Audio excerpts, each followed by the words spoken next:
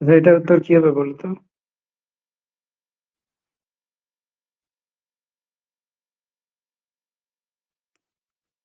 বলতে পারবে এটার উত্তর কি হবে?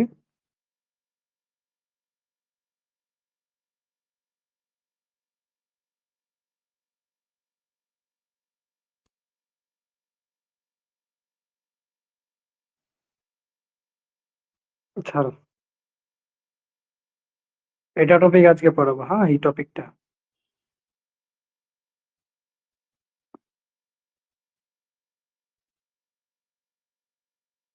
হ্যাঁ, সি নাম্বার।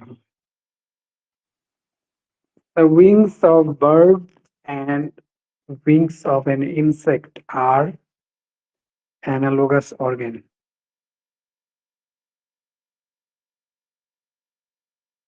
তো যেটা আমাদের এখান থেকে পড়ার বিষয় সেটা হচ্ছে সমসংস্থ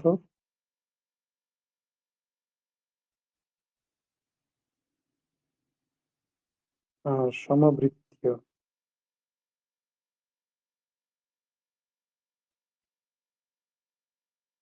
অঙ্গ। সমসমস্ত অঙ্গ কাকে বলে? প্রশ্ন কি বললাম আমি? সমসমস্ত অঙ্গ কাকে বলে?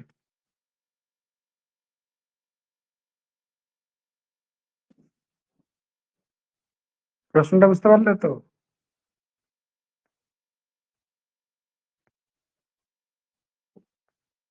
প্রশ্নটা কি বললাম বলো তো?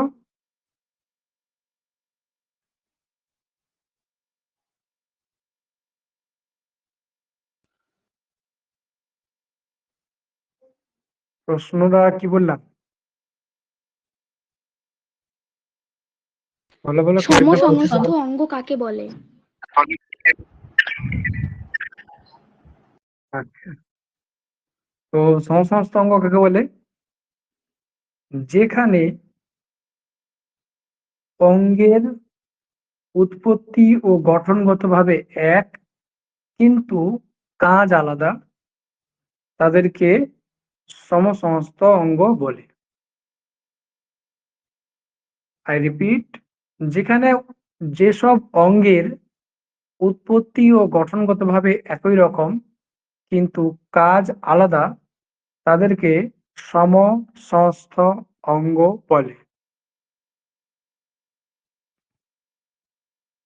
যেমন সমসমস্ত অঙ্গ, যেমন পাখির ডানা।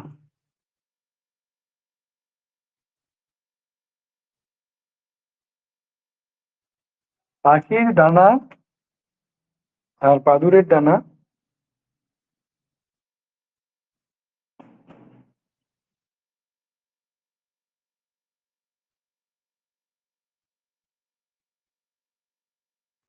পাখির ডানা আর বাদুড়ের ডানা, ঠিক আছে? ওটা একটু আলাদা, ওটা না। কি বলছে? পাখির ডানা,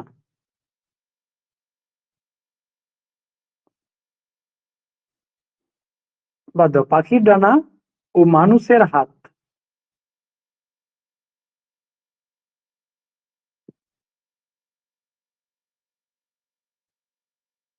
মানুষের হাত,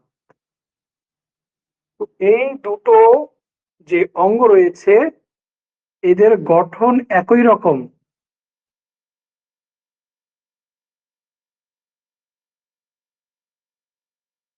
গঠন কেমন?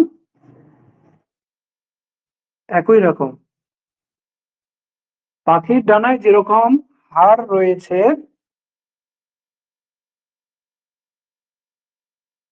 আমি তোর জন্য আবার রিশেয়ারিং করলাম, তবুও দেখতে পাচ্ছিস না, একটু ভালো করে চেষ্টা কর।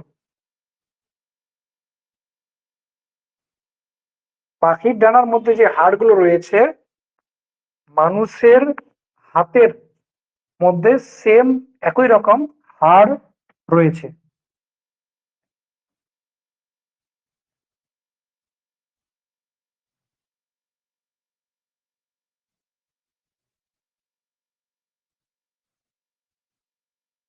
এবার দেখা যাচ্ছে।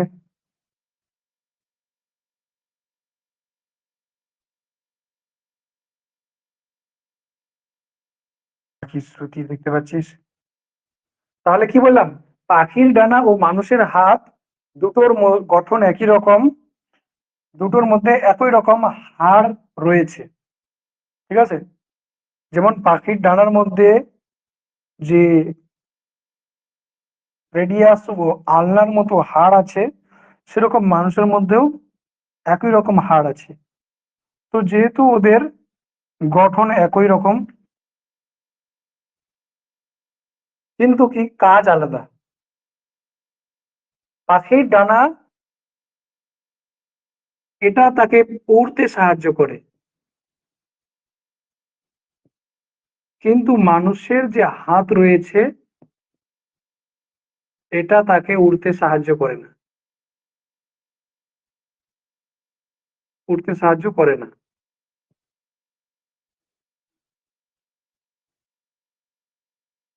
তোমরা কোন দুনিয়ায় আছো?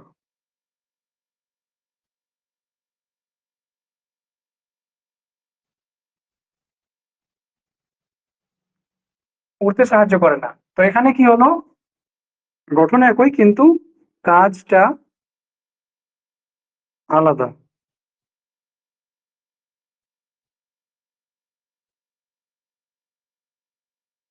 এটাকেই বলা হচ্ছে সম সমস্ত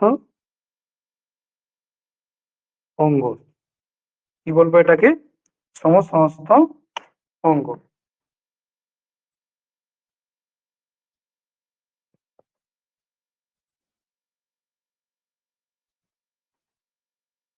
এবার এখান থেকে একটা শব্দ আসবে, অপসারী।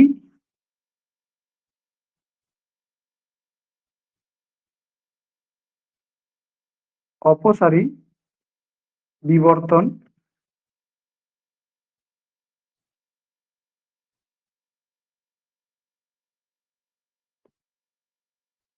বা অপসারী অভিব্যক্তি। অপসারী বিবর্তন বা অপসারী অভিব্যক্তি,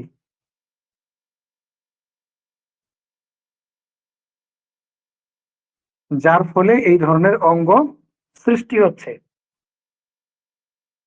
অর্থাৎ মনে করছে, অপসারী বিবর্তন কাকে বলছে? যে বিবর্তনের সাহায্যে সমস্ত অঙ্গের সৃষ্টি হয় তাকে বলা হচ্ছে অপসারী বিবর্তন। তাকে কি বলছে? অপসারী বিবর্তন।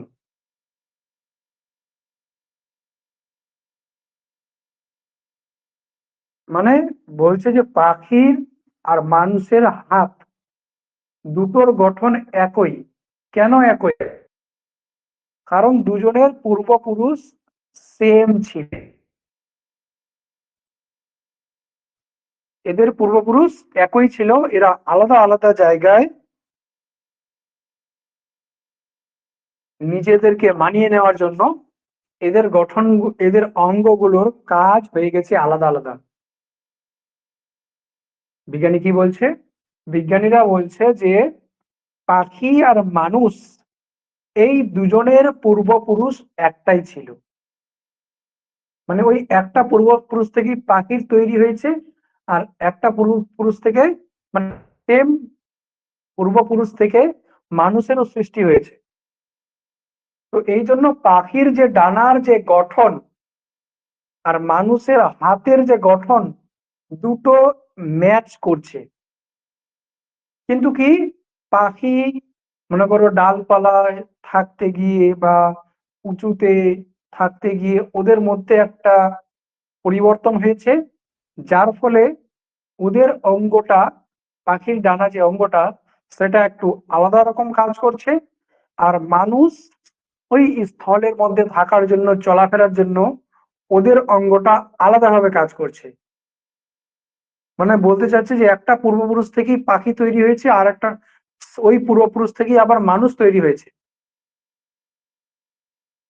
মানুষগুলো স্থলের মধ্যে থাকছে এই জন্য ওর হাত এরকম ভাবে ডেভেলপ হয়েছে, আর পাখিটা উঁচুতে উড়ছে বা ডালপালায় বেশি করে থাকছে ওই জন্য ওর ডানাটা ওইভাবে ডেভেলপ, ওর অঙ্গটা ওইভাবে ডেভেলপ হয়েছে। তো এই ধরনের বিবর্তনকে বলা হচ্ছে অপসারী বিবর্তন। একই পূর্বপুরুষ থেকে ভিন্ন ভিন্ন জায়গায় অভিযোজিত হয়েছে তারা। তাহলে যেখানে তোমরা দেখতে পাবে গঠন এক কিন্তু কাজ আলাদা, গঠন এক কিন্তু কাজ আলাদা, সেই জায়গায় বলবে তোমরা এটা সমস্ত অঙ্গের উদাহরণ। বুঝতে পারলে?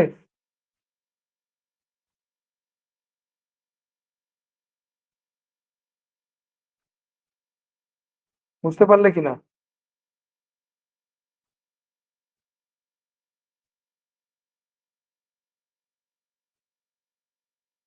সঙ্গে আরো কয়েকটা মনে রাখতে হবে, যে তিমির যে ফ্লিপার, তিমির ফ্লিপার, পাখির ডানা, বাদুড়ের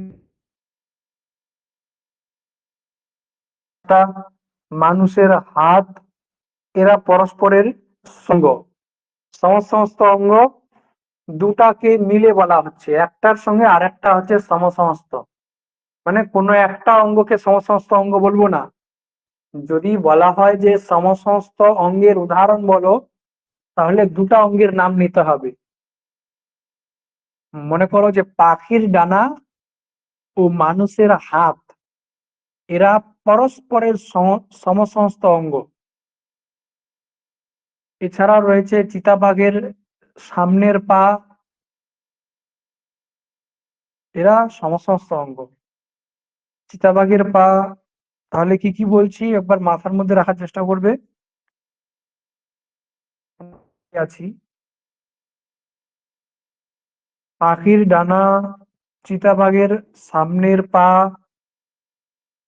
বাঘের সামনের পা, সিংহের সামনের পা, মানুষের হাত, তিমির ফ্লিপার, এগুলো হচ্ছে পরস্পরের সমস্ত অঙ্গ। কারণ এদের মধ্যে যে ভেতরের হাড় রয়েছে, বোনস বোনস বা হাড়, হাড়, এগুলো পরস্পর গঠনগুলো একই রকম। যেটা আমি বললাম যে তিমির ফ্লিপার, তিমির ফ্লিপার, পাখির ডানা, বাদুড়ের ডানা, চিতাবাঘের সামনের পা, মানুষের হাত, বাঘের সামনের পা, সিংহের সামনের পা,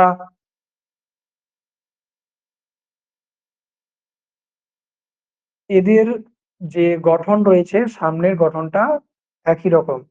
সঙ্গে বিড়ালও, ওর সামনের পা, এদের গঠনটা একই রকম। মানে সবার মধ্যে যদি আমরা পর্যবেক্ষণ করি, তো সবার মধ্যে একটা হাড় দেখতে পাবো, সেই হাড়ের নাম হচ্ছে রেডিয়াস।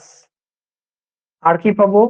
আলনা, রেডিয়াস, আলনা, হিউমেরাস, কার্পাল, মেটাকার্পাল, ফ্যালেঞ্জিস, এই হাড়গুলো সবার মধ্যে দেখতে পাবো।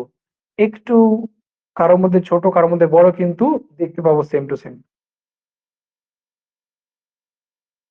এটা কেন হয়েছে? অপসারী বিবর্তনের ফলে হয়েছে। দ্বিতীয়ত হচ্ছে সমবৃত্তীয় অঙ্গ। দ্বিতীয় টপিক কি? সমবৃত্তীয় অঙ্গ।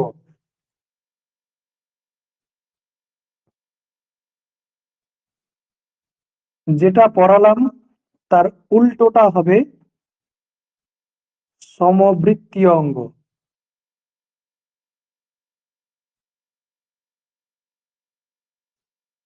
তাহলে কেউ একজন মাইক অন করো। রুমা দাস, রুমা দাস বলো। হ্যাঁ স্যার বলেন। সমসমস্ত অঙ্গ কি বলে?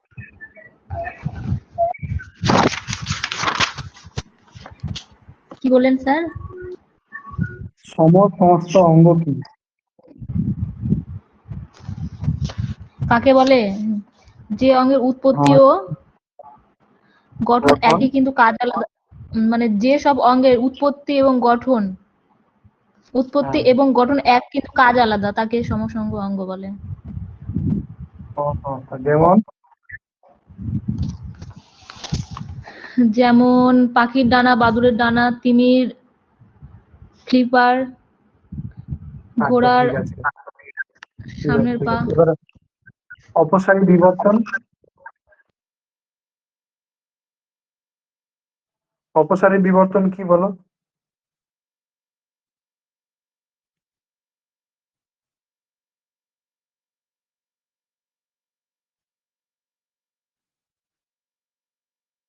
বল।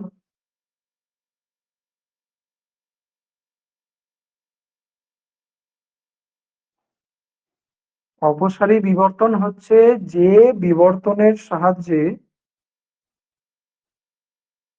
একই পূর্বপুরুষের জীবগুলো বিভিন্ন পরিবেশে থাকার জন্য সমস্ত অঙ্গের আবির্ভাব ঘটে, সেটাই হচ্ছে অপসারী বিবর্তন। আমি বললাম কি না যে পাখিগুলো মনে করো গাছের ডালপালায় থাকার জন্য ওদের অঙ্গটা একটু আলাদা রকম কাজ করছে, মানুষ স্থলে থাকার জন্য ওর অঙ্গটা আলাদা রকম কাজ করছে। তো কি একই পূর্বপুরুষ এর জীবগুলো বিভিন্ন পরিবেশে থাকার জন্য এদের অঙ্গের গঠন একই হয় কিন্তু কাজ আলাদা হয়, এই বিবর্তনকেই বলা হচ্ছে অপসারী বিবর্তন।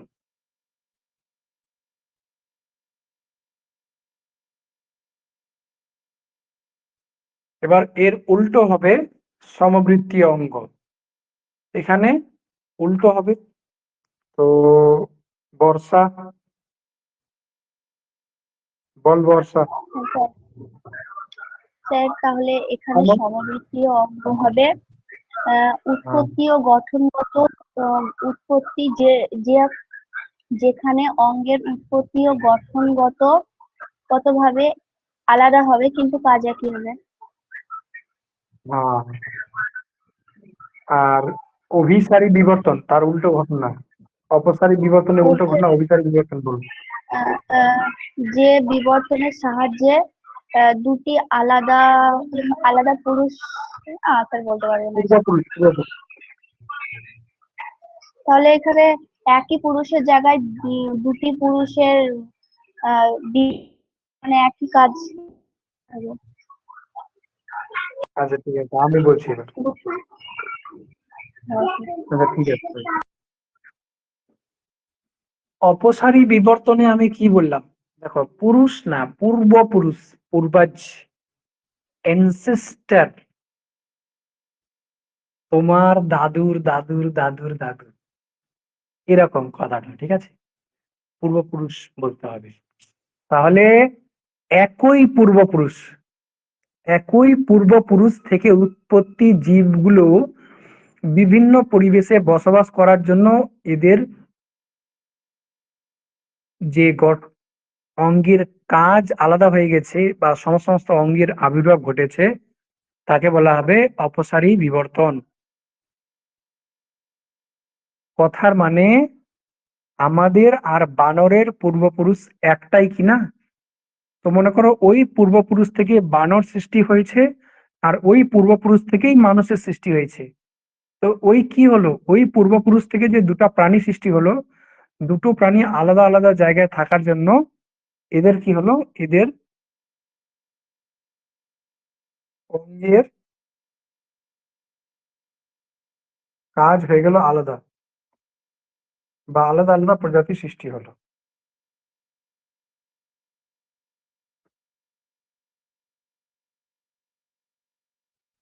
আবার অভিসারী বিবর্তন কি? ভিন্ন ভিন্ন পূর্বপুরুষের থেকে সৃষ্টি হওয়া জীবগুলো একই পরিবেশে বসবাস করার জন্য তাদের অঙ্গের পরিবর্তন একই রকম ঘটে, বা বসবাস করার জন্য একইভাবে তাদের পরিবর্তন ঘটে। মনে করো যে বাদুর আর বাদুর আর কোনো একটা পতঙ্গ। তো বাদুর যেই পরিবেশে থাকছে, পতঙ্গটাও সেই পরিবেশেই থাকে, কিন্তু দুইজনের পূর্বপুরুষ আলাদা। বাদুড়ের পূর্বপুরুষটা আলাদা, পতঙ্গের যে পূর্বপুরুষ মানে যা যেখান থেকে পতঙ্গ সৃষ্টি হয়েছে সেই পূর্বপুরুষ আলাদা। তো ভিন্ন ভিন্ন প্রজাতির পূর্বপুরুষ থেকে সৃষ্টি হওয়া জীবগুলো যখন একই পরিবেশে থাকছে, তার ফলে তাদের মধ্যে যে বিবর্তন ঘটে তাকে বলা হচ্ছে অভিসারী বিবর্তন। কথাটা কি বোঝাতে পেরেছি?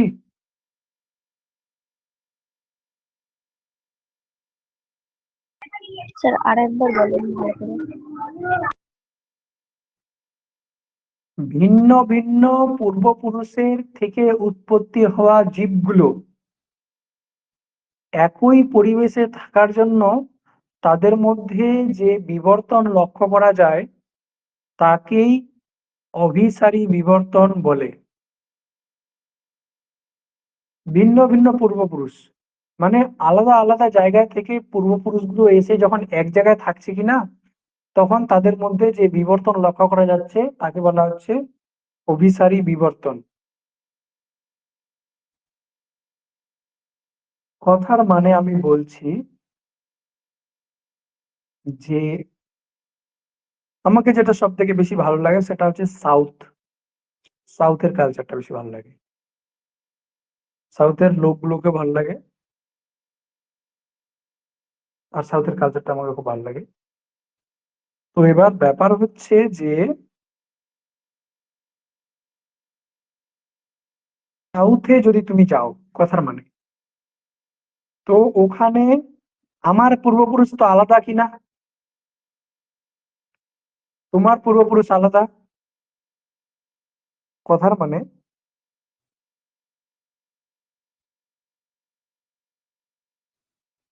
আর একটু কান্না করার সব ঠিক হয়ে যাবে। তো বর্ষা আছে এখানে, বর্ষার পূর্বপুরুষ আলাদা। বর্ষার পূর্বপুরুষ মানে কি, ওর দাদুর দাদুর দাদু দাদু দাদুর দাদুর দাদুর দাদু, কথার মানে। স্যার আর কথাগুলো দাদু যাবে। তারপরে রুমা দাস আছে, ওর দাদুর দাদুর দাদুর দাদুর, ওটা যেটা আছে পূর্বপুরুষ। তারপরে আবার বর্ষা বসাক আছে, ওর পূর্বপুরুষ। দিয়া দিয়া মন্ডল আছে, ওর পূর্বপুরুষ। তো মনে করো যে এক একজন এক এক মানে এদের পূর্বপুরুষ গুলো এক এক জায়গায় থাকতো, ঠিক আছে। এবার কি হয়েছে, আলটিমেটলি এই যে বাচ্চা মেয়েগুলো, বাচ্চা মেয়ে ঠিক আছে, তো বা মেয়েগুলো এরা কি করছে, এরা এখন এক জায়গায় থাকছে। কোথায় থাকছে, এরা পশ্চিমবঙ্গে থাকছে। কথার মানে গিয়ার পূর্বপুরুষ ছিল তোমার পাঞ্জাবে, বা বর্ষার পূর্বপুরুষ ছিল হরিয়ানায়, বা রুমা দাসের পূর্বপুরুষ ছিল মনে করো কি বলবো বিহারে। বিহার তো খুবই মানে হিসাবের বাইরে জায়গা। তারপরে মনে করো যে রুমা দাসের পূর্বপুরুষ ছিল মহারাষ্ট্র। কিন্তু কি হচ্ছে, এরা সবাই ওখান থেকে চলে এসে পশ্চিমবঙ্গে বাস করছে। তো এবার কি হবে, পশ্চিমবঙ্গে যখন এরা অনেক দিন ধরে থাকবে, তো এদের মধ্যে কি দেখা যাবে, একটা পশ্চিমবঙ্গের আইডেন্টিটি, একটা পরিচয় দেখা যাবে, যে এরা শুদ্ধ বাংলা ভাষায় কথা বলতে পারবে, এদের মধ্যে বাংলা কালচার থাকবে, শাড়ি পরার ইচ্ছা থাকবে, তাই না। বাইরের দিকে ওই পাঞ্জাবের দিকে কুর্তি এগুলো পরে, আর কোথায় যে কি পরে আমার তো জানা নেই, পাঞ্জাবের কুর্তিটা আমার জানা আছে, কুর্তি, তারপরে ওই কি যেন লেহেঙ্গা টাইপের কি ড্রেস থাকে ওগুলো। তো যাই হোক আর কি, আর কি থাকে, এগুলোই যেগুলো থাকে। তো এবার কি হচ্ছে, ওরা এসে এখানটা একটা তোমার ওদের মধ্যে একটা পরিবর্তন লক্ষ্য করা যাচ্ছে, ওদের মধ্যে একটা পরিবর্তন লক্ষ্য করা যাচ্ছে এখানকার পরিবেশে থাকার জন্য। এই পরিবেশে এই জায়গা থেকে থেকে ওরা মনে করে এখানকার মতো হয়ে গেছে। তো এটাই ঘটনা, এটাকেই বলা হচ্ছে অভিসারী বিবর্তন। অভিসারী বিবর্তন তাহলে কি হচ্ছে, ভিন্ন ভিন্ন পূর্বপুরুষ থেকে সৃষ্টি হওয়া জীব, মনে করো যে হরিয়ানায় ছিল, তার পূর্বপুরুষ থেকে সৃষ্টি হওয়া জীব এখন এখানে আছে, বাংলায় আছে। কেউ পাঞ্জাবে ছিল, তার পূর্বপুরুষ থেকে সৃষ্টি হওয়া জীব এখন বাংলায় আছে। তো এই যে ভিন্ন ভিন্ন জায়গা থেকে এসে কিনা একই পরিবেশে বাস করছে, একই পরিবেশে বাস করছে, এই জন্য এদের মধ্যে কিছু বিবর্তন বা কিছু পরিবর্তন লক্ষ্য করা যাচ্ছে। এটাকেই বলা হচ্ছে অভিসারী বিবর্তন। তাহলে কি, আরেকবার বলছি, ভিন্ন ভিন্ন পরিবেশ থেকে, ভিন্ন ভিন্ন পূর্বপুরুষের থেকে সৃষ্টি হওয়া জীবগুলো যখন একই পরিবেশে বাস করার জন্য যে বিবর্তন লক্ষ্য করা যায় তাকে বলা হচ্ছে অভিসারী বিবর্তন।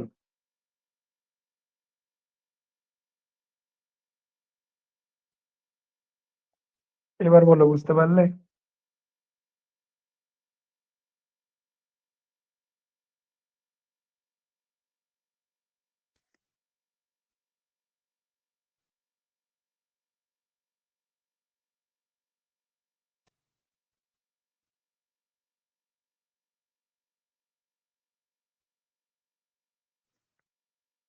এবার উদ্ভিদের ক্ষেত্রে কিছু উদাহরণ আমাদেরকে পড়তে হবে। তো সমসমস্ত অঙ্গের উদাহরণে আমি কি বললাম, যেগুলো বললাম বললাম, ওগুলো আর রিপিট করছি না, পড়াটাকে একটু আগাতে হবে।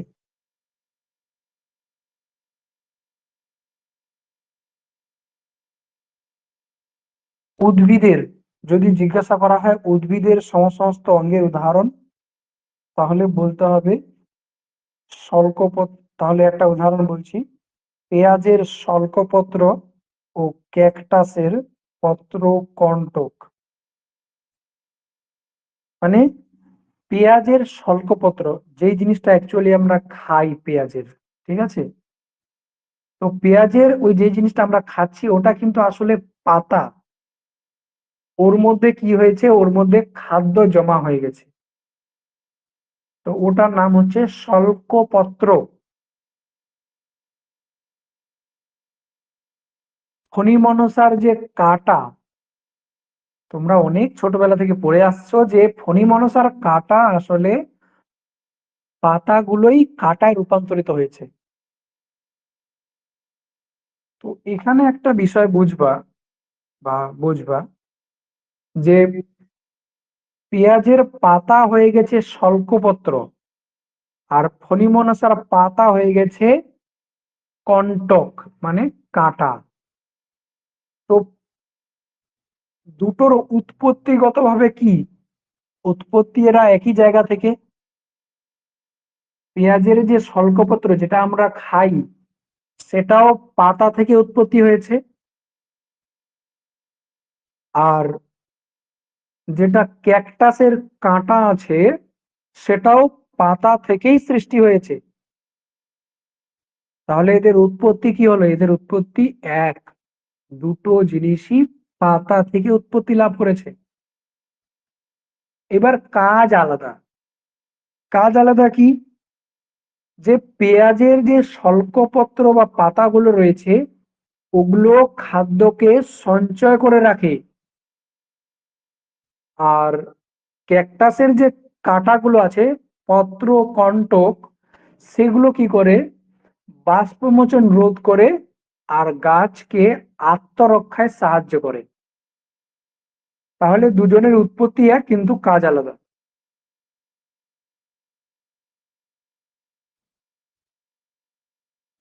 দ্বিতীয়ত আরেকটা উদাহরণ, আঙ্গুর লতার আকর্ষ ও বইচি বলে একটা গাছ আছে, ওর কাঁটা। তো আঙ্গুর লতার আকর্ষ কি, এটা অগ্রমুকুল থেকে সৃষ্টি হয়। অগ্রমুকুল মানে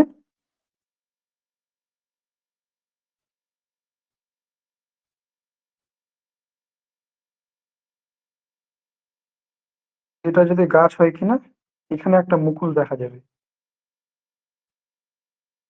এখান থেকে পাতা তৈরি হবে, ছোট ছোট পাতা হবে।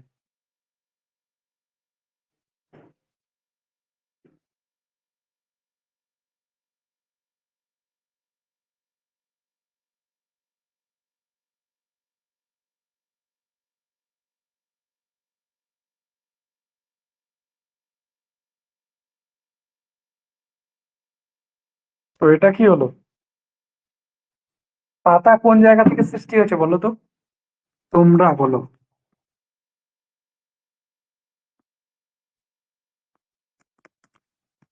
কোন জায়গা থেকে পাতাটা সৃষ্টি হচ্ছে?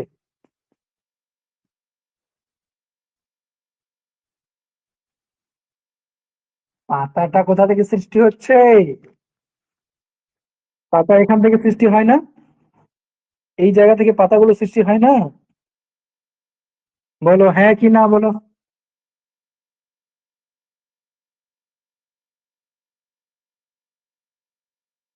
তোমরা মনে হয় কার্টুন দেখতে এসছো, জানি না। এখান থেকে পাতা সৃষ্টি হয় না, এটা ধীরে ধীরে বড় হয়, এখান থেকে একটা একটা করে পাতা বেরিয়ে যায়, এরকম হয় না?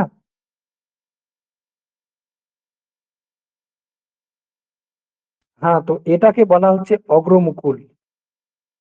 এটাকে বলা হবে অগ্রমুকুল। এই জায়গাটাকে বলা হবে অগ্রমুকুল। এটা কি করবে? এগিয়ে যাবে পাতা সৃষ্টি করতে করতে।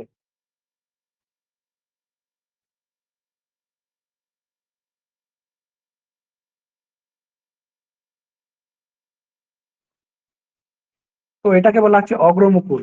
কিন্তু কি,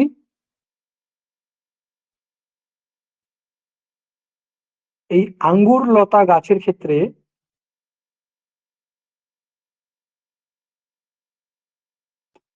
এটা থেকে আকর্ষ সৃষ্টি হয়, আকর্ষ।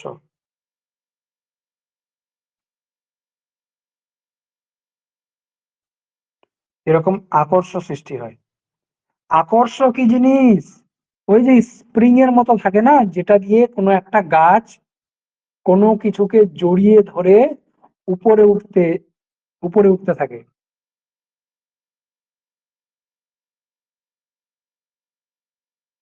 তো এটা বলছে যে আঙ্গুর লতার গাছের অগ্রমুকুল থেকে কাঁটা সৃষ্টি হয়। আরেকটা গাছ আছে, বৈচি গাছ। ওই গাছের অগ্রমুকুল থেকে এখানে কাঁটা সৃষ্টি হবে, এখানে কাঁটা, এখানে একটা কাঁটা সৃষ্টি হবে এখানে।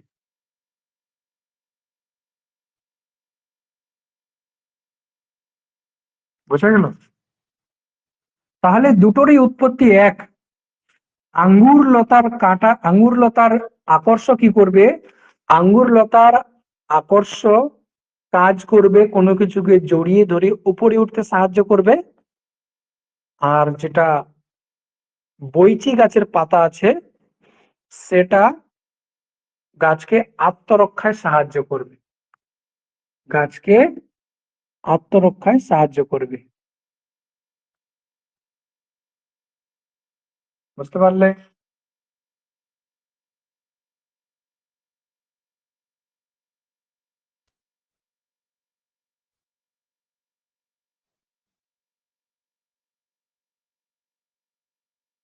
আচ্ছা, দুটোর উৎপত্তি কি? দুটোর উৎপত্তি হচ্ছে অগ্রমুকুল থেকে।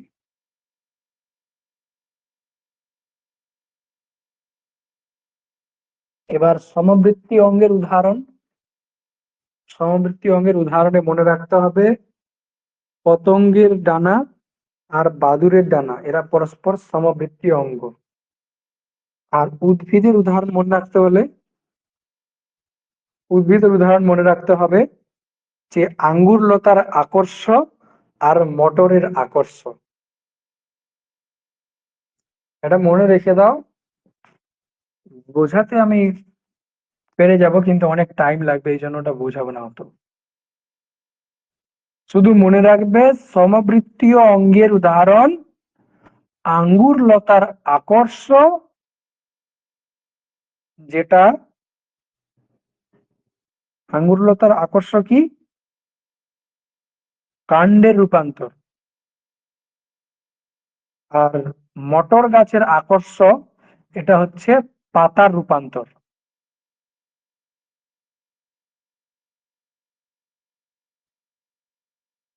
নিব, ফ্রি হলাম আমি, গতকালকে ফ্রি হলাম। আজকে তো সারাদিন রেস্ট করেছিলাম, একটা পড়িয়েছি, বাকিটা রেস্ট করছিলাম।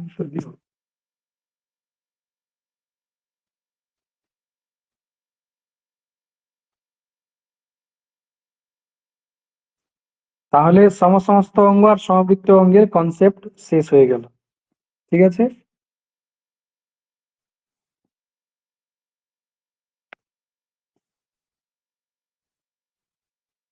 এবার এখানে আচ্ছা ঠিক আছে, কোনো ব্যাপার না। এখানে একটা পয়েন্ট আমাদের এটা কভার হয়ে গেল, এটা কভার হয়ে গেল। লুপ্তপ্রায় গঠন তো আমরা আগেই পড়েছি গত ক্লাসে। এবার জাতিজনিগত গঠন সম্পর্কে একটু বলে দিই। Phylogenetic structure. ফাইলোজেনেটিক জিনিসটা কি? ফাইলোজেনেটিক হচ্ছে, বুঝতেই পারছো, এটা বংশগত বিষয়। ঠিক আছে, ফাইলোজেনেটিক যে এখান থেকে এর উৎপত্তি, ওখান থেকে ওর উৎপত্তি, এটাকে বলা হয় ফাইলোজেনেটিক রিলেশন। যেমন বিজ্ঞানীরা বলছে যে প্রথমে সৃষ্টি হয়েছিল এককোষী প্রোক্যারিওটিক জীব মনেরা। প্রথমে কি সৃষ্টি হলো?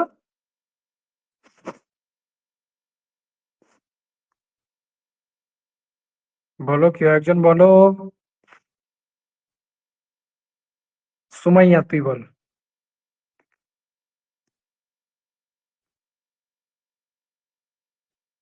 অ্যামিবা হবে না, এককোষী।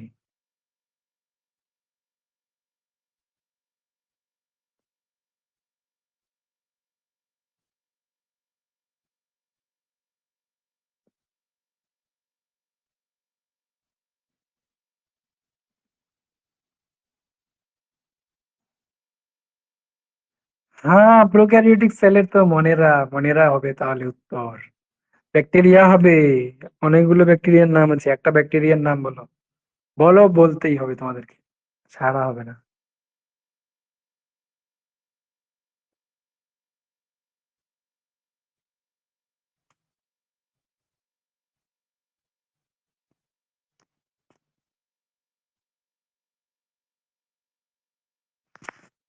একটা ব্যাকটেরিয়ার নাম বলতে পারছো না? হ্যাঁ, ল্যাক্টোব্যাসিলাস। ভেরি গুড, সাবাস। তাহলে প্রথমে সৃষ্টি হয়েছিল প্রোক্যারিওটিক এককোষী জীব, যেমন ব্যাকটেরিয়া। ওখান থেকে সৃষ্টি হলো এককোষী ইউক্যারিওটিক জীব, যেমন অ্যামিবা। ওখান থেকে সৃষ্টি হলো বহুকোষী ইউক্যারিওটিক জীব। ঠিক আছে, যেমন উদ্ভিদ, ফাঞ্জাই, মানুষ বা অ্যানিমেলিয়া।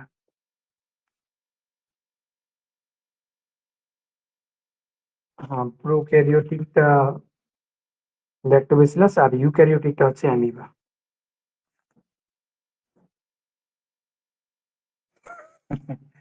ল্যাক্টোব্যাসিলাস হচ্ছে ল্যাক্টোব্যাসিলাস হচ্ছে ব্যাকটেরিয়া।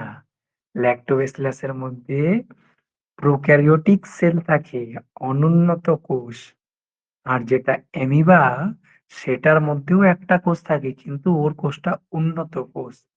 তাহলে এককোষী প্রোক্যারিওটিকের উদাহরণ হচ্ছে ল্যাক্টোব্যাসিলাস, আর এককোষী ইউক্যারিওটিক এর উদাহরণ হচ্ছে, বা এককোষযুক্ত ইউক্যারিওটিক প্রাণীর উদাহরণ হচ্ছে, বা প্রাণী তো না, জীব, সেটা হচ্ছে অ্যামিবা।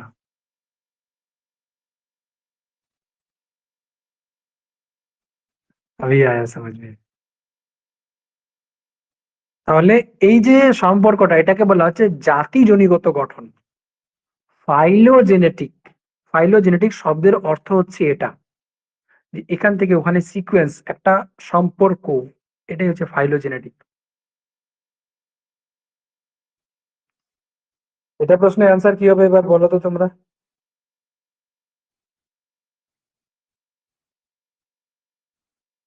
7 নম্বর প্রশ্নটার অ্যান্সার বলো, পড়িয়ে তো দিলাম। পাখির ডানা ও পতঙ্গের ডানা। জানি না কেন। পাখির ডানার মধ্যে তার সমবৃত্তীয় অঙ্গ হবে না? অসমবৃত্তি আছে। গঠন, সমবৃত্তীয় গঠন। হ্যাঁ হ্যাঁ।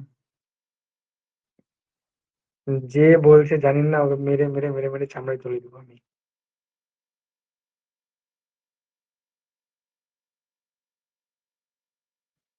ডি হবে না। এটা জিজ্ঞাসা করতে চেয়েছে যে দুটো অঙ্গের তুলনা করছে, বলছে পাখির ডানা ও পতঙ্গের ডানা। পাখির ডানার মধ্যে হাড় থাকবে, আর পতঙ্গের ডানার মধ্যে কোনোদিন হাড় থাকে? থাকে না। পতঙ্গের ডানা বেশিরভাগ পাতলা হয়, পাতলা। আর কাইটিন, তো কাইটিন থাকে মেনলি। তো এটা হবে সমবৃত্তীয় অঙ্গ।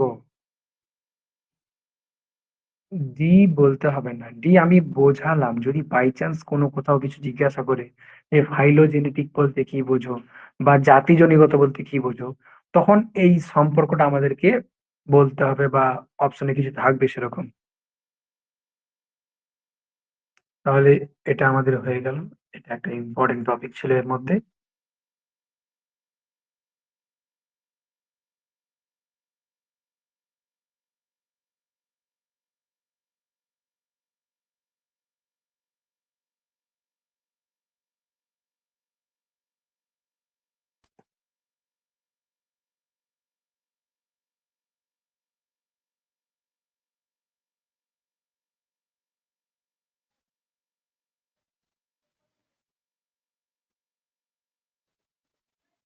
আর সেটা পড়িয়ে দিয়েছি, এটা অ্যান্সার বলো তো। 17 নম্বরের অ্যান্সার বলো তো।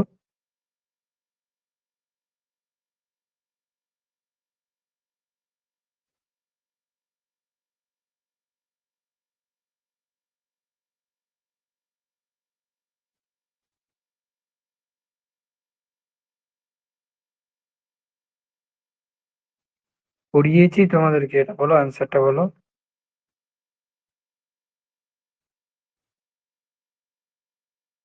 হিস্টোন অক্টামার ছিল মাঝখানটায়, এরকম হিস্টোন অক্টামার, ঠিক আছে। আর তাকে পেছিয়ে এরকম ছিল DNA. Histone octamer, histone octamer, histone অক্টামার কি হচ্ছিল, কি পেছিয়ে থাকছে ডিএনএ, পেছিয়ে ডিএনএ, পিছিয়ে থাকছে ডিএনএ। তো এটা কি হবে? এটা হচ্ছে একটা নিউক্লিওজোম। এটা একটা নিউক্লিওজোম। এটা একটা নিউক্লিওজোম।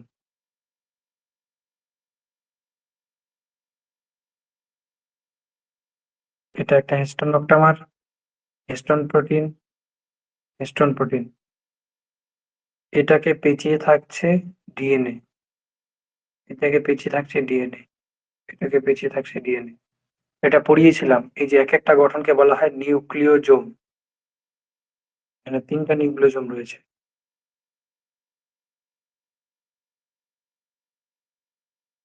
এবার এটাও পড়ানো হয়ে গেছে, এটা বলো তো এটা কি হবে?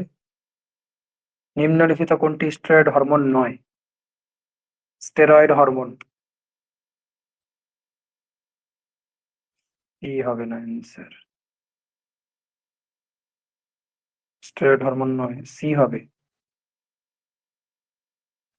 কারণ কি? যেগুলো যৌন হরমোন সেগুলো হচ্ছে স্টেরয়েড হরমোন। টেস্টোস্টেরন যৌন হরমোন, স্টেরয়েড হরমোন।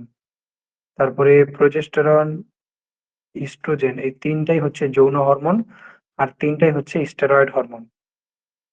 শুধু ইনসুলিনটা প্রোটিন জাতীয় হরমোন। হুম, হুম। তোমাদের মস্তিষ্ক পড়িয়েছে, নার্ভাস স্নায়ুতন্ত্র পড়িয়েছে তো মনে হয়।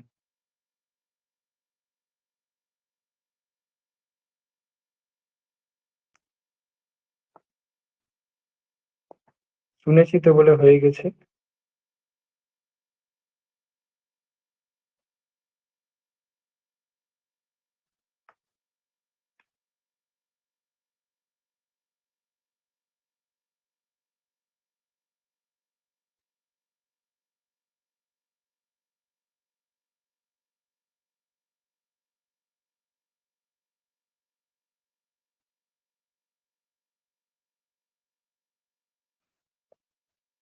পারছো না এটা?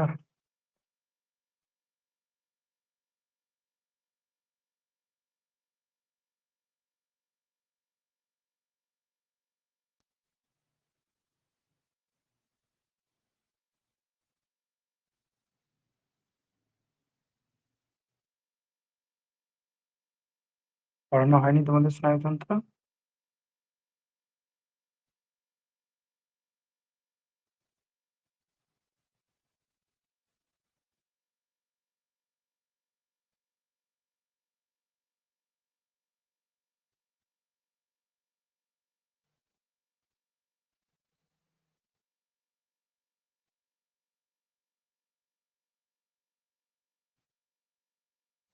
সেরিবেলাম হবে, হ্যাঁ সেরিবেলাম।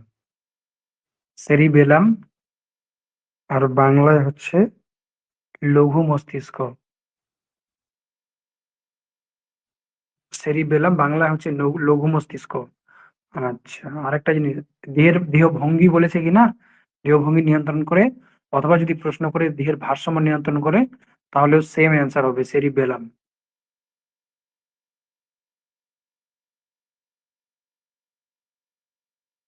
আচ্ছা, এটা একটু অড প্রশ্ন আছে, 12 এর পার্ট থেকে, এটা আমি অ্যান্সারটা বলে দিই। হ্যাঁ, লঘু মস্তিষ্ক, এটা ইংরেজি নামটা মনে রাখতে হবে, সেরিবেলাম। অনেক সময় কি করছে, ইংরেজি শব্দগুলো দিয়ে প্রশ্ন করছে, বাংলাগুলো নেই। এই যে 19 নম্বর প্রশ্নটা, একটা অড প্রশ্ন আছে, এটা ক্লাস 12-এ পাওয়া যায়। এটার উত্তর হবে আরএনএ। নিউক্লিয়াস থেকে সাইটোপ্লাজমে স্থানান্তরিত হয় আরএনএ।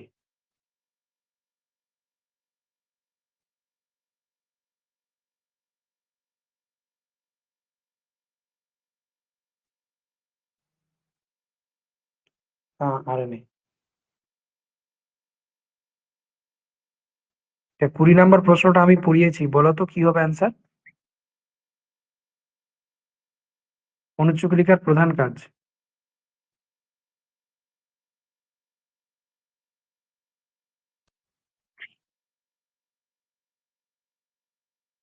অনুচক্রিকার প্রধান কাজ বলো। কেউ বলছে সি, ডি, এ, সি। হ্যাঁ, সি নাম্বার। রক্তপাত বন্ধ করা, অ্যান্টিবডি উৎপন্ন করা, এটা হবে তোমার ডাব্লিউবিসি, শ্বেত রক্তকণিকা। ফেগোসাইটোসিস দ্বারা ব্যাকটেরিয়া ধ্বংস, শ্বেত রক্তকণিকা। টিউমার কোষ বিনষ্ট, শ্বেত রক্তকণিকা। আমি বলেছিলাম যে ওর কাজগুলো পড়বে, ওখানে পড়ানো হয়েছিল আর বলা হয়েছিল যে রক্তকণিকার কাজগুলো পড়বে, তাহলে টিউমার কোষ বিনষ্ট।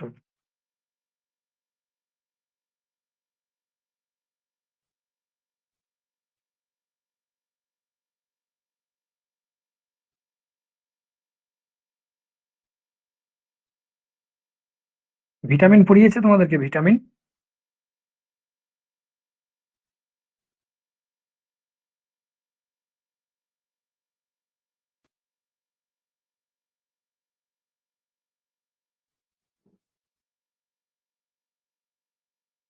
এই প্রশ্নটা একটু পেঁচানো আছে, এই প্রশ্নটা একটু পেঁচানো আছে, কিন্তু এটা যারা ইনসুলিন পড়েছো তারা পারবে।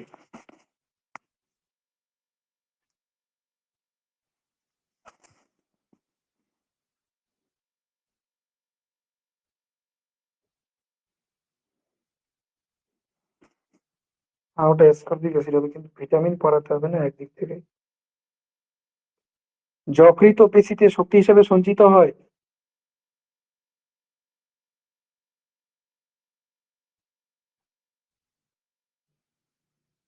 এই নাম্বার, গ্লাইকোজেন। হ্যাঁ, এটা কিন্তু আমার ক্লাসে পড়ানো হয়েছে, আমি নিজে পড়িয়েছি এটা। ইনসুলিনের ওখানে আছে এটা, যকৃৎ ও পেশিতে সঞ্চিত হয় ইনসুলিন, সরি, গ্লাইকোজেন সঞ্চিত হয়, গ্লাইকোজেন।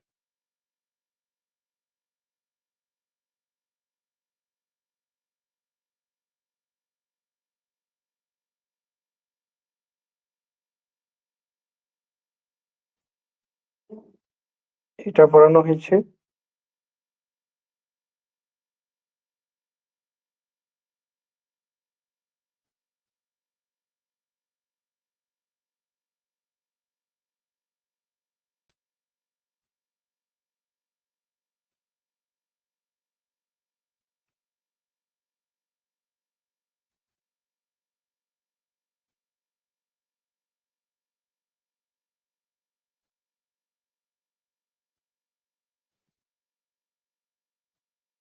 আমি পড়িয়েছি।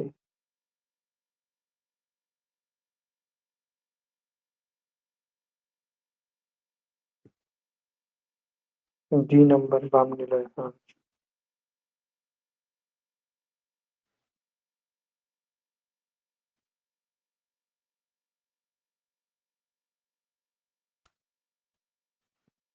নিউক্লিক অ্যাসিড তো পড়ানো হয়েছে, কিন্তু এটা প্রশ্ন, এই ধরনের প্রশ্ন পড়ানো,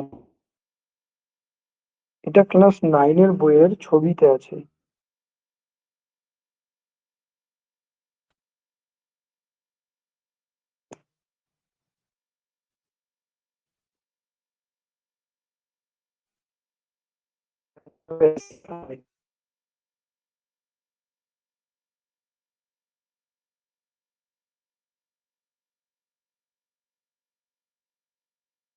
ক্লাস 9।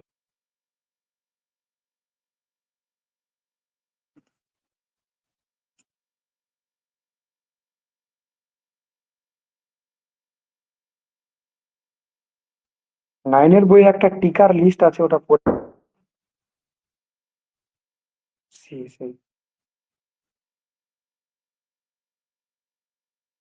লিস্ট, তালিকা। চলো আমি আজকে দিয়ে দিব তালিকা।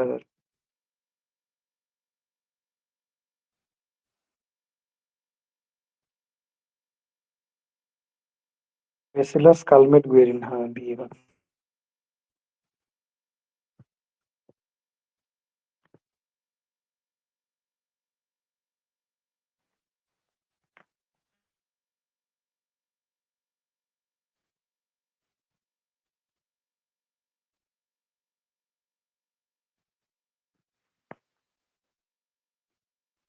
আচ্ছা, আমি দেখি অভিব্যক্তি অভিযোজন থেকে আর কোনো বিশেষ প্রশ্ন আছে নাকি, বাকিগুলো পরে।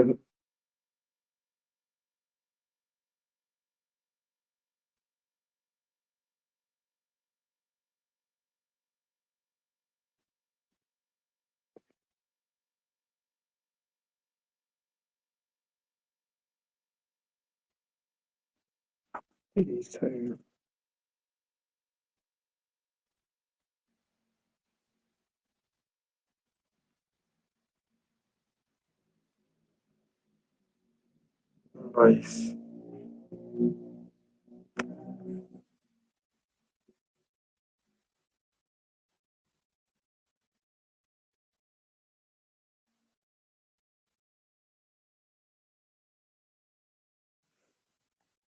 चलो 22-23 पर दिखाई नहीं दे रहा सर जी, हमको दिखाई नहीं दे रहा, कुछ भी दिखाई नहीं दे रहा। माँ मुझे कुछ दिखाई नहीं दे रहा है माँ। চলো এবার দেখতে পাচ্ছ?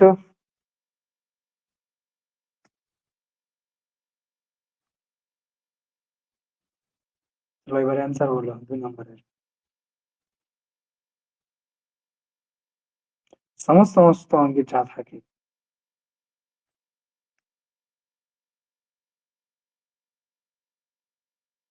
दिखाई दे रहा है लेकिन समझ में नहीं आ रहा है ना?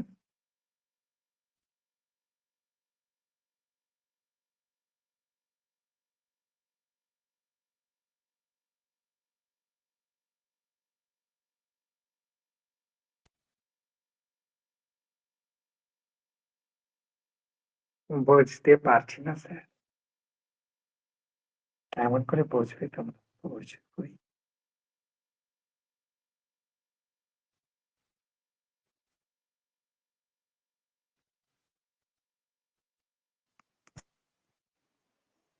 হোমোলোগাস অর্গানস হ্যাভ, সমস্ত অঙ্গের কি থাকে?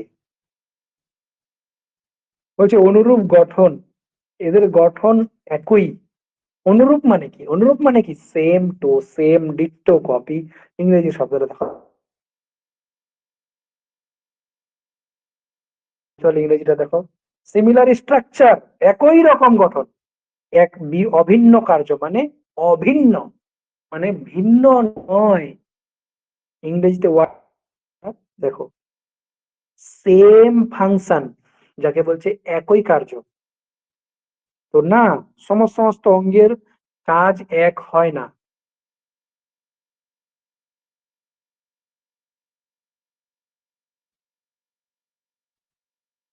বিভিন্ন গঠন, কার্য বিভিন্ন। গঠনটা বিভিন্ন হয় না, গঠন একই কিন্তু কাজ আলাদা। গঠন কিন্তু কার্য বিভিন্ন, এটা ঠিক আছে। C number. তবে সি কি সি হবে? এখনই তো বুঝালাম এটা। অনুরূপ গঠন কিন্তু কার্য বিভিন্ন। গঠন এক কিন্তু কাজ বিভিন্ন, তাহলে সি হবে উত্তর।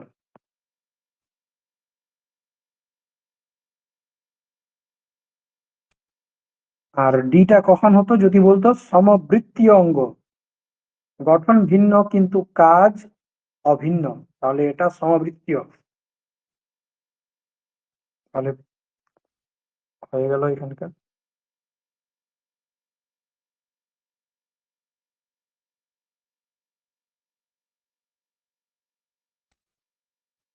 এটা বলো, বিপরীত মেরুর দিকে ক্রোমাটিডের চলন কোন দশার বৈশিষ্ট্য? কিছুদিন আগেই পড়ালাম এটা।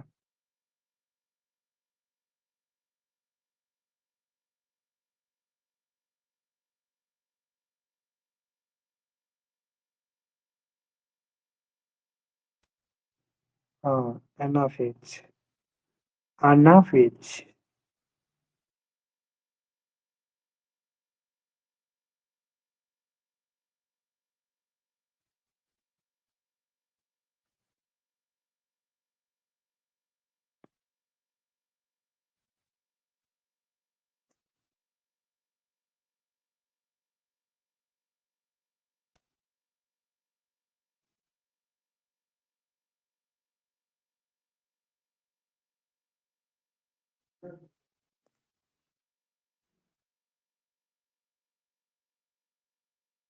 আচ্ছা, তোমাদের তো বংশগতি পড়ানো হয়ে গেছে, এটা প্রশ্নের আনসার করো তো।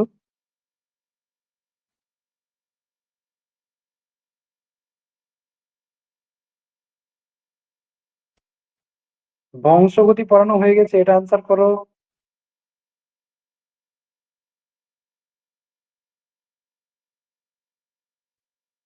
জি, জি। তাহলে পাতার মাপ এটা নেওয়া হয়নি, বাকিগুলো সব বৈশিষ্ট্যে আছে।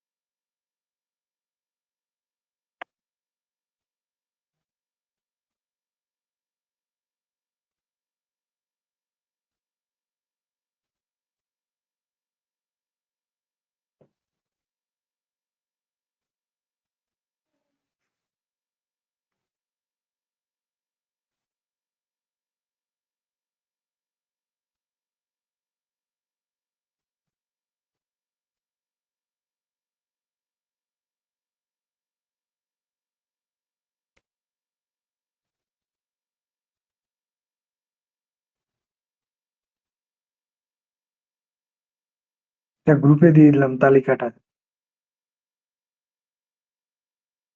আরেকটা কি দিতে চাইলাম যেন তোমাদেরকে, বলো তো, একটু আগে বলো তো কি দিতে চাইলাম।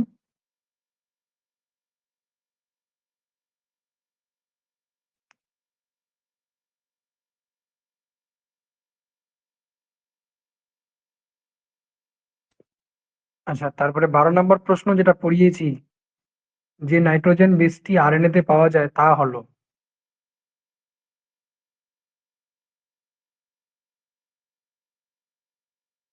আরএনএ তে কোনটা নাইট্রোজেন বেস পাওয়া যায়?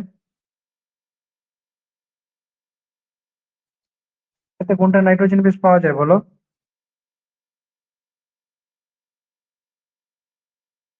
দেখো, আরএনএ তে তো এটাও পাওয়া যায়, অ্যাডেনিনও পাওয়া যায়, সাইটোসিনও পাওয়া যায়, গুয়ানিনও পাওয়া যায়, ইউরাসিলও পাওয়া যায়। কিন্তু হ্যাঁ, কিন্তু আমাদের যখন আনসার করতে হবে, শুধু আমাদেরকে ইউরাসিল করতে হবে, কারণ এটাই আরএনএ এর মধ্যে স্পেশালি পাওয়া যায়, ইউরাসিল।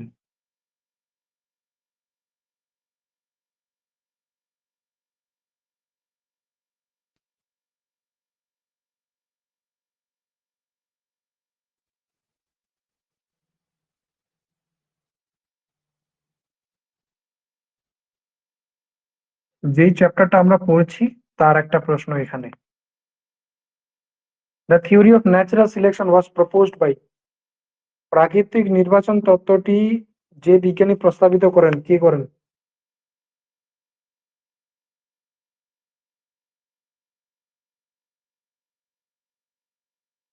বলো বলো বলো। মেন্ডেল, বর্ষা।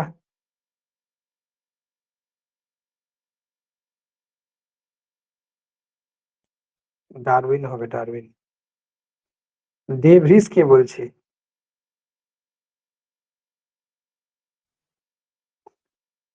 ডারউইন দিয়েছিল ন্যাচারাল সিলেকশন থিওরি, প্রাকৃতিক নির্বাচন তত্ত্ব, এটা কিছুদিন আগেই পড়লাম। আর ল্যামার্ক দিয়েছিল ব্যবহার অব্যবহারের সূত্র ও অর্জিত বৈশিষ্ট্যের বংশানুসরণ সূত্র। আর যেটা ডেভরিস আছে, এর নামের সঙ্গে লিখে নাও মিউটেশন থিওরি, মিউটেশন তত্ত্ব দিয়েছিল ডেভরিস। আর মেন্ডেল কে দিয়েছিল? মেন্ডেল দিয়েছিল বংশগতির সূত্র, একটা পৃথকীভবন সূত্র আর একটা স্বাধীন সঞ্চারণ সূত্র। ডেভরিসটা এটা পড়ানো হয়নি, এটা একটা অড বিষয়, এটা তোমরা নিয়ে লিখে নাও। এটা হচ্ছে দিয়েছিল মিউটেশন তত্ত্ব, ডেভরিস মিউটেশন তত্ত্ব।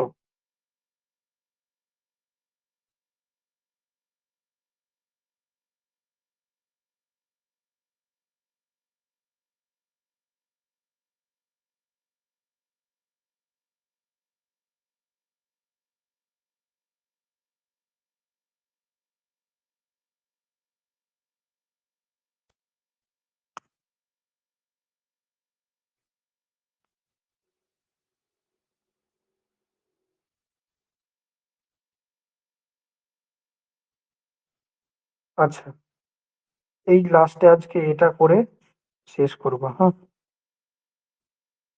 বলছে নিম্নলিখিতের মধ্যে কোনটি ম্যানগ্রোভ উদ্ভিদের অভিযোজনের কৌশলের অন্তর্গত নয়? ম্যানগ্রোভ মানে সেই সব উদ্ভিদের কথা বলছে যেগুলো সমুদ্রের উপকূলে থাকবে, বিশেষ করে ও সমুদ্রের উপকূল মানে কি, লবণাক্ত অঞ্চলে।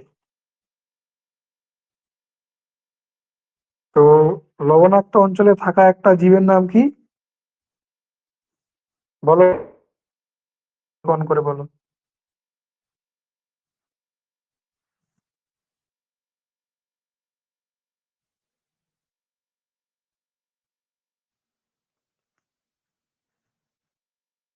সুন্দরী কোরান। তাহলে ম্যানগ্রোভ, ম্যানগ্রোভ উদ্ভিদ কোনগুলো? যেগুলো তোমার লবণাক্ত জায়গা থাকবে, আর উপকূল মানে কোনো একটা, কোনো একটা সমুদ্র বা তার তীরবর্তী এলাকায় থাকবে, সমুদ্রের তীরবর্তী এলাকায়। তো ম্যানগ্রোভ অঞ্চলে জীবগুলো থাকার জন্য ওদের কি হয়, শ্বাসমূল দেখা যায়। ওখানে কর্দমাক্ত মাটিতে অক্সিজেনের অভাবের জন্য ওরা মূলগুলোকে মাটির থেকে উপরে উঠিয়ে নেয়। তাদের মধ্যে কি দেখা যায়, শ্বাসমূল দেখা যাবে। 2 নাম্বার, মূলে লবণ জল পরিশ্রুত করার পদ্ধতি থাকবে, মানে ওদের মূলের মধ্যে এরকম সিস্টেম আছে যে লবণ জলটাকে ফিল্টার করতে পারবে ওরা। 3 নাম্বার, পাতার মধ্যে লবণ গ্রন্থি থাকবে, যার মাধ্যমে ওরা অতিরিক্ত লবণটাকে পাতার সাহায্যে বের করে দিবে। কি থাকবে? পাতার মধ্যে লবণ গ্রন্থি, যার মাধ্যমে অতিরিক্ত লবণটাকে ওরা পাতার সাহায্যে বের করে দিবে। আর কি থাকবে? পাতা ও বাকল মোচন। পাতা ও বাকল মোচন মানে পাতার মধ্যে আর বাকল, বাকল মানে ছাল, বাকল মানে কি? গাছের ছাল। তো তার মধ্যে কি হবে? ওরা লবণটাকে জমা করে রাখবে, আর প্রয়োজন মতো লবণটাকে তারা ওখান থেকে বের করে দিবে।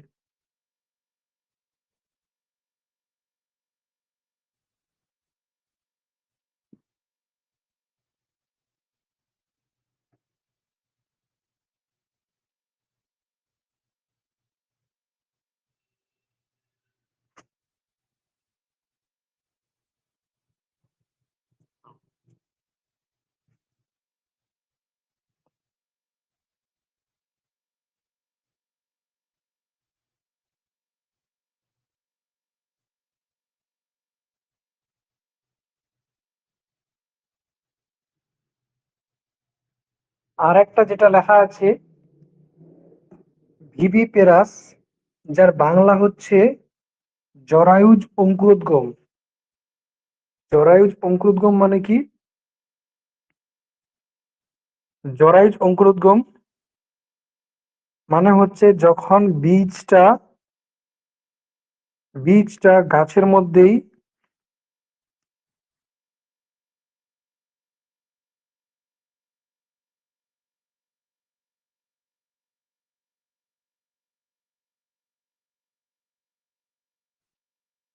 যখন বীজটা গাছের মধ্যেই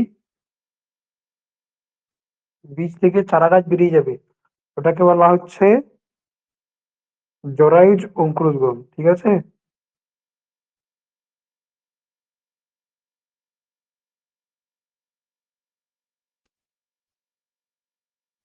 বুঝতে পারলে জরায়ুজ অঙ্কুরোদ্গম কি?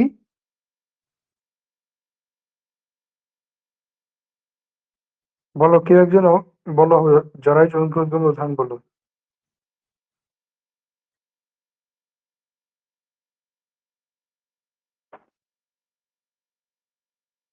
কাঁঠাল গাছে হয়। বলো বলো বলো।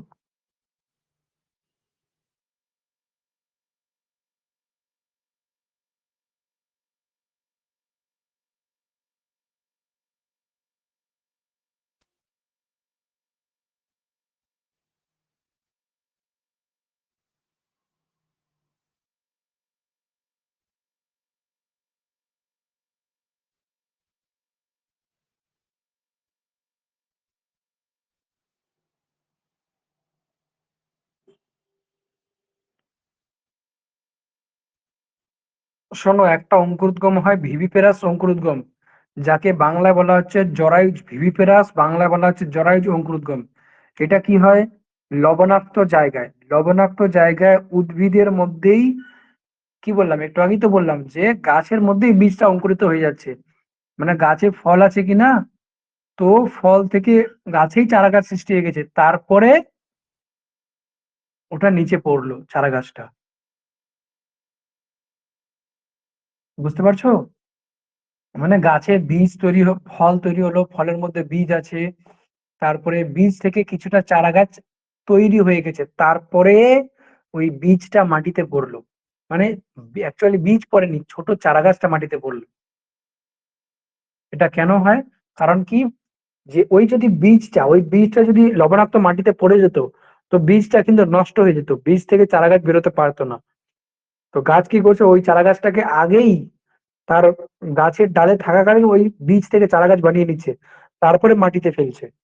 এটাকে বলা হচ্ছে জরায়ুজ অঙ্কুরোদ্গম। তো মেনগ্রোভ অভিযোজন যেগুলো দেখা যায়, লবণাক্ত জলের জন্য সহনশীলতা দেখা যাবে অবশ্যই।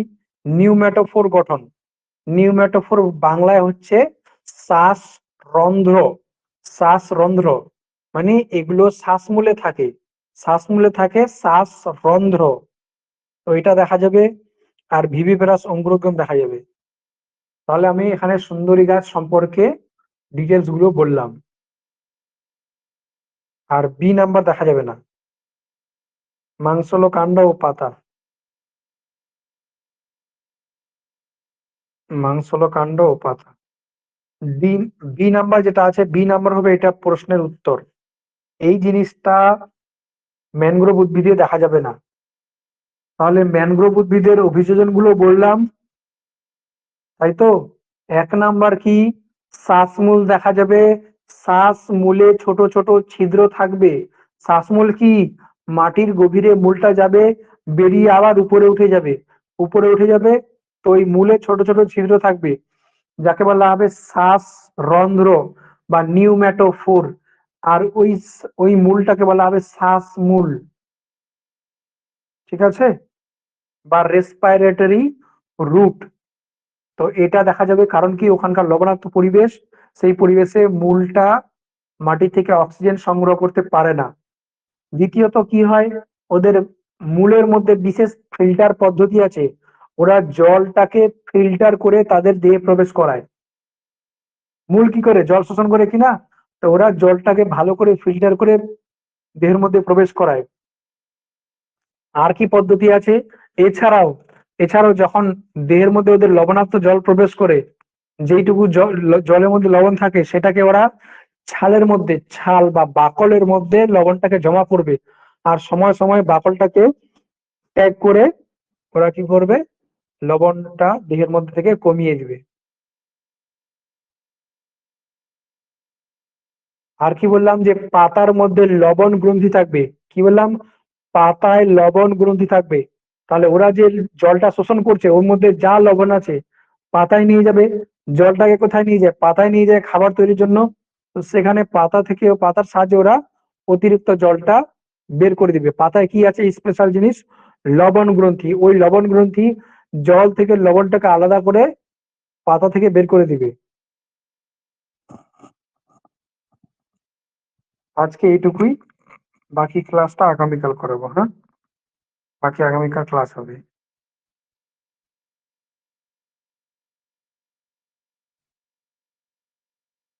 বি নাম্বার পয়েন্টটার জন্য আমাদেরকে পড়তে হবে, সেটা হচ্ছে ক্যাকটাস গাছের বৈশিষ্ট্য।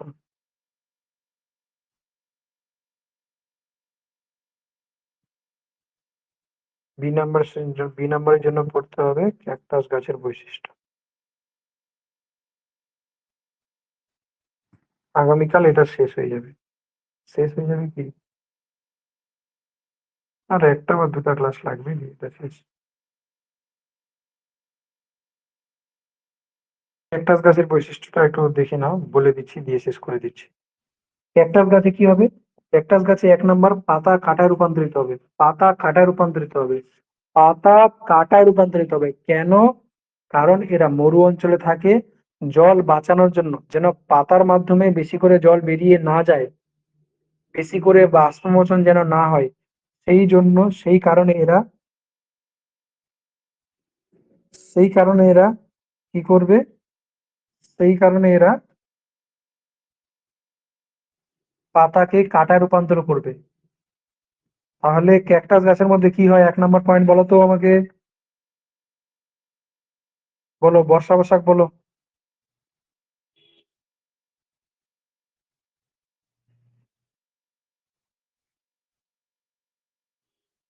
বলো বলো, পাতা কিসে রূপান্তরিত হচ্ছে,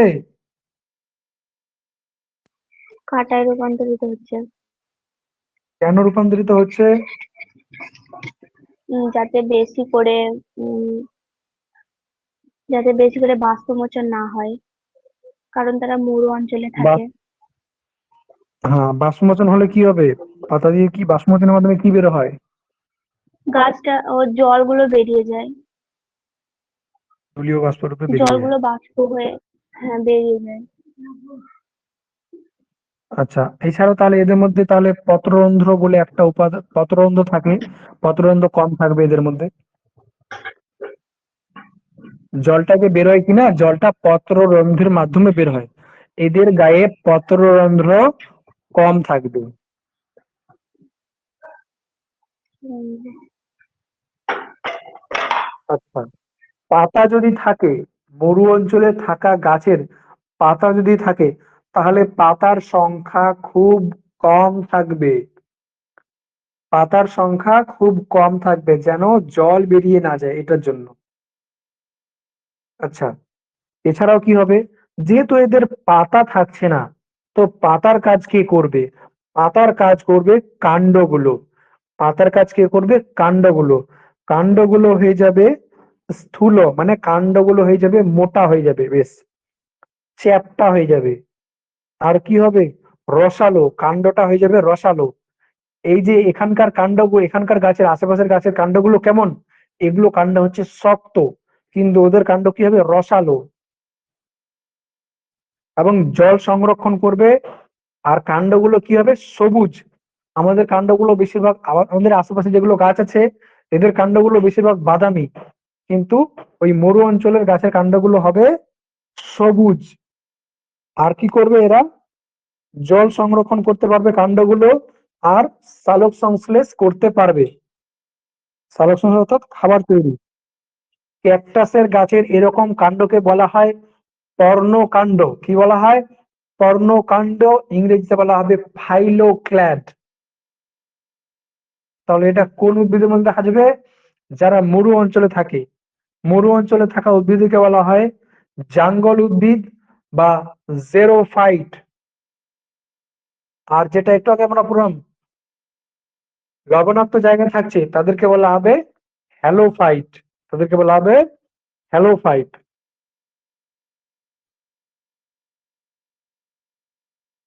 ঠিক আছে, আজকের মতো এটুকুই। কোনো প্রশ্ন থাকলে বলতে পারো, নাহলে এক্সিট করবো।